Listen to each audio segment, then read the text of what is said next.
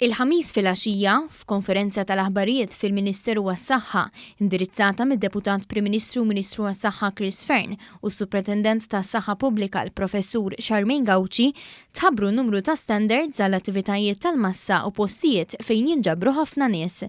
Id-Deputat Prim Ministru Ministru għas-Saħħa Chris Fearn beda billi fakkar kif fix-xhur li għaddew pajjiżna għadda b'suċċess minn sitwazzjoni diffiċli li affaċċjat id-dinja kollha.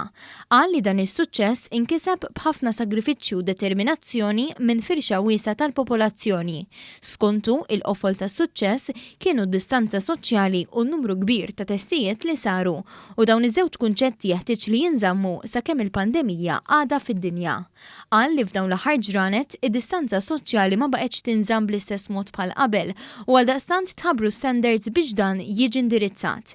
Mill-ġimgħa fit-8 ta' filgħodu kull avveniment għandu jillimita n-nies li jkollu skont id-daqs tal-post. Min għada fil-ħodu mit-8 ta' fil-ħodu ħajkun nkunu għadin nistennaw li kull avveniment, kull event tkun il-numru ta' nies ikunu limitati skont id-daqs tal-venue. Ġifieri venue kbir jista' jkollu numru aktar ta' persuni minn venue żgħir.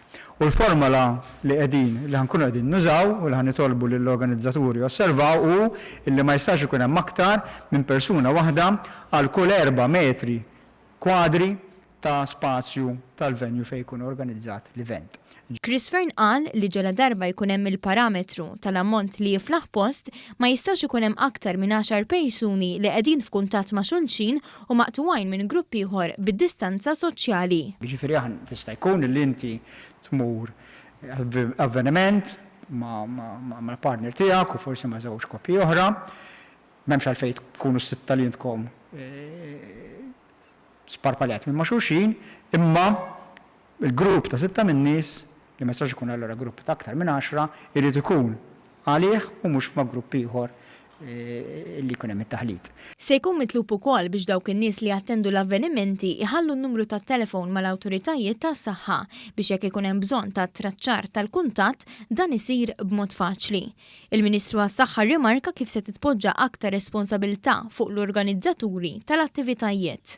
Ħankunu qegħdin ukoll nagħmlu nitfgħu npoġġu nirresponsabilizzaw lill-organizzaturi. Ġifieri aħna ngħidu li isma' dan numru ta' wieħed mhux iżjed minn wieħed kull 4 metri kwadri u daw il-gruppi ta' mhux iżjed minn 10 li jistgħu jkunu flimkien u li ma jitħaltux, ir-responsabilità li naraw illi jiġri hekk ħatkun fuq l-organizzatur. Fearn spjega kif il-postijiet li jistgħu jieħdu aktar minn 100 ruħ irid ikollhom assessjar tar-riskju li jgħaddi għand l-awtoritajiet konċernati biex jiddeċidu huma jekk l-attività tistax issir jew le.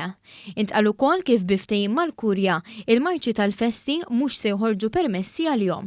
Il-Ministru Fearn qal li dawn il-miżuri jmorru id fit ma' żieda qawwija fin-numru ta' testijiet li qed isiru. Fil-fatt żdiedu n-nies li jaħdmu fil-laboratorji u anki se jiżdiedu n-numru ta' infermiera li jieħdu testijiet. Dan biex jiġi żgurat li s-suċċess li kiseb pajjiża fl-aħħar xhur ikompli għaddej, temm jgħid il-Ministru Chris Fearn. Is-Supretendent tas-Saħħa Pubblika l-Professur Charmaine Gauci spjegat li l-każijiet fl-aħħar ġimgħat kienu sporadiċi, oħrajn li kienu kuntatt dirett ma' xulxin u immigranti li tpoġġew fi kwarantina mal-mument li daħlu Malta. Qalet li kemm ilu li fetaħ l-ajruport kien hemm biss 4 każijiet mill-pajjiżi meqjusa bħala kurituri siguri u 5 oħra minn pajjiżi li mhumiex f'din il-lista. Il-Professur Gauci spjegat il-kundizzjoni medika ta' dawk bil-virus.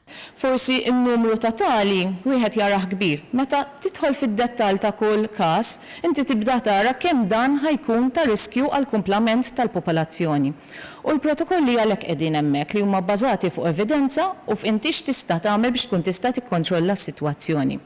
Tajb ngħidu wkoll li dawn il-każijiet kollha li kellna ħafna minnhom li kienu ta' età li huma żgħar fl-età u anke li s-sitwazzjoni medika tagħhom hija tajba.